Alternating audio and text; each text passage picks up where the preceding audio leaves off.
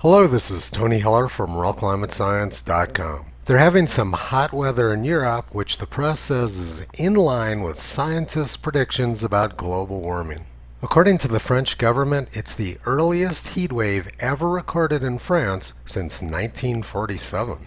But what if we go back in time a little further than 1947, like say 1540? The worst ever heat wave and drought in Europe occurred in the year 1540.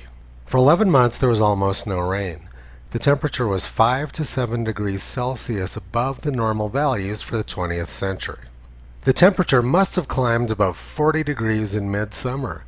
Countless forest areas in Europe went up in flames. Acrid smoke obscured the sunlight, and not a single thunderstorm was recorded for the entire summer of 1540.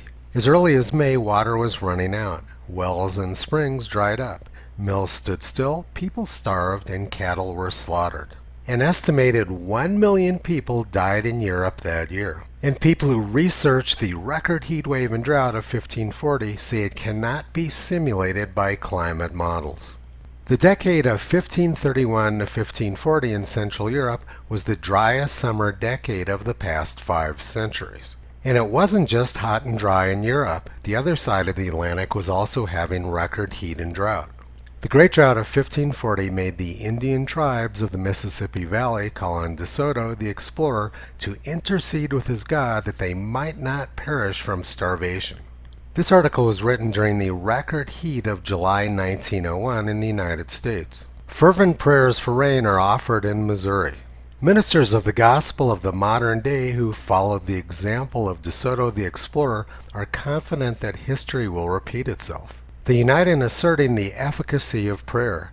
Rain that extinguished the fierce heat of 1540 is expected hourly to drench the parched pastures. And what about the summer of 1911 when a 70-day heat wave killed 40,000 people in Paris?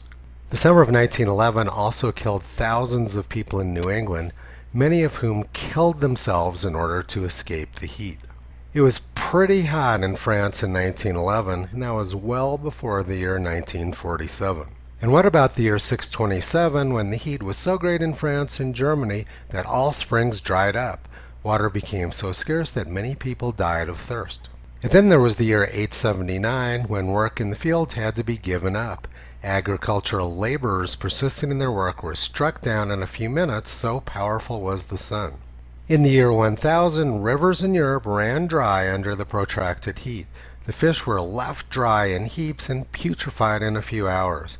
Men and animals venturing in the sun in the summer of 1022 fell down dying. In 1132, not only did the rivers dry up, but the ground cracked and became baked to the hardness of stone. The Rhine and Alsace nearly dried up.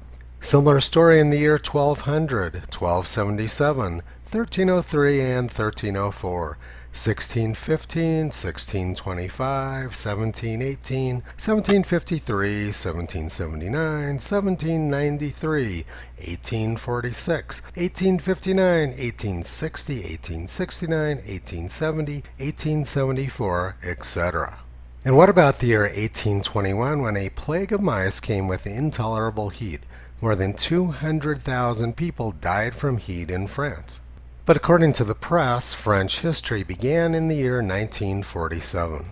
They chose to ignore more than 1,000 years of documented heat waves. The press wants people to believe that a heat wave in Europe during June is unprecedented. But during the winter of 1539 and 1540, the weather felt like July. Scientists predicted that Europe was going to have heat waves in the future. But Europe's always had heat waves. Their predictions are like predicting that the sun will come up sometime in the future. Mark Twain said, "There's lies, damned lies, in statistics, but we have a new category of fraud. It's called climate statistics." Toto has been pulling back the curtain for 14 years on these scamsters in the press, government, and academia. You can visit Toto, Kyrie Caesar, Toki, and Upala on the web at realclimatescience.com.